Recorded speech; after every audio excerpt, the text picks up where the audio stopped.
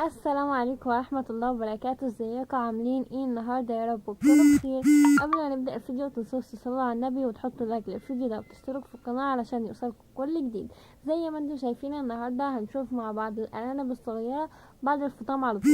انا فطماهم دلوقتي من يومين، وطبعا نزلت لكم الفيديو بتاع الفطام بتاعهم.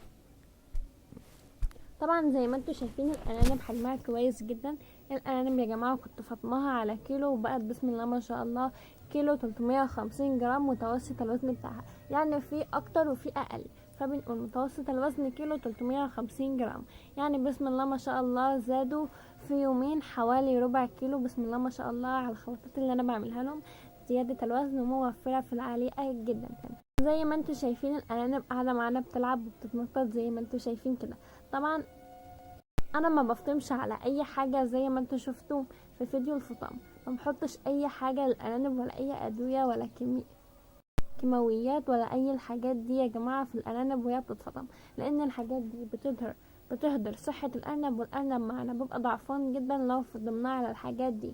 كمان بعد ما تفطميه على طول، لو فطمتيه على دواء او على حاجات دي او على املاح معدنيه او كل الكلام ده، ممكن الارنب ما ياكلش معاكي. انما بسم الله ما شاء الله انا بحط له علف قبل ما يتفطم. يعني الارنب بيبدا ياكل معانا العلف من عنده وهو عنده 15 يوم، بياكل العلف من عنده وهو 15 يوم، زائد ان هو بيرضع من امه.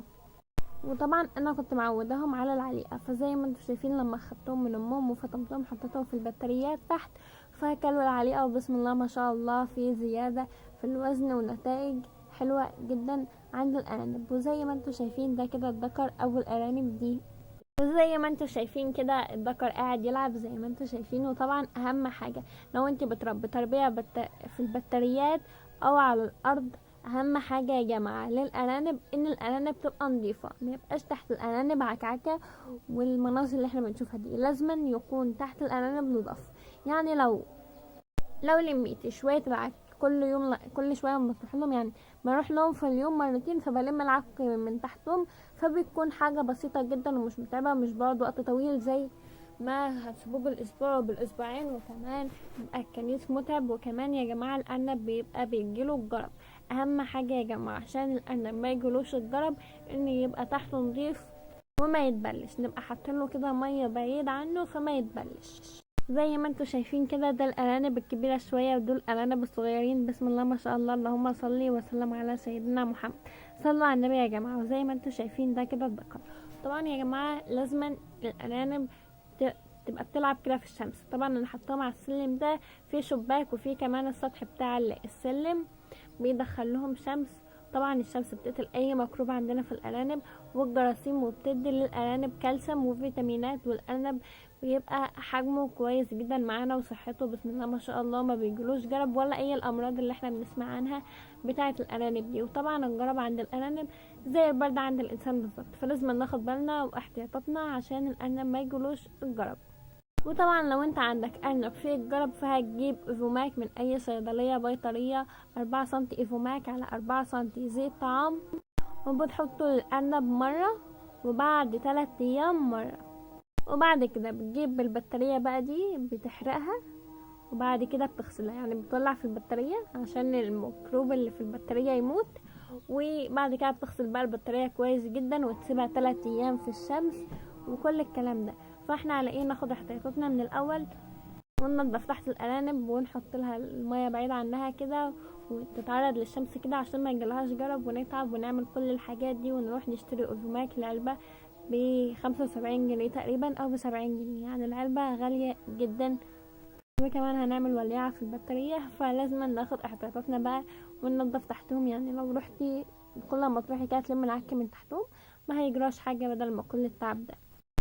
وما علينا، زي ما انتم شايفين كده يا جماعة الارانب قاعدة بتلعب. وكمان يا جماعة انا بعتمد على العلف. طبعا لازم نحط الارانب خضار وجزر وربة، بس ما نعتمدش على الحاجات دي لان الحاجات دي بتخفف الارنب خالص. ولو انت بقى عاملاه مشروع او حاجة كده وبتبيعيهم فالارنب هيبقى كويس جدا معاكي ومش هيكسبك. لازما اهم حاجة ان احنا نعتمد عليها هو العلف. طبعا بالاضافيات الى العلف ان احنا نحط لهم خضرة وخضار وجزر وحاجات من دي. طبعا زي ما انتوا شايفين كده كنت جبت الحاجات اللي انا بحطها في العليقة فخار دي. وزي ما انتوا شايفين لازم يا جماعة لكل ارنب نحط له 100 جرام عليقة. وزي ما انتوا شايفين الكوباية دي اللي بعاير بها الكوباية دي 150 جرام زي ما انتوا شايفين كده. بحط الارانب في 3 بحط الارانب صغيرين التلاتة دول، وبحط لهم كمان في غطا احمر كده شوية صغيرين علشان في واحدة من التلاتة دول للذكر واتنين للارانب الصغيرة.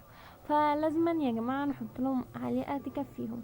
وكمان ما نحطش عليقة كتير لان الارانب يا جماعة بتعمل بيبي في العليقة وبيطرطروا فيها والعليقة بتبوظ وبنرميها، فلازم نحط لهم على قد كده.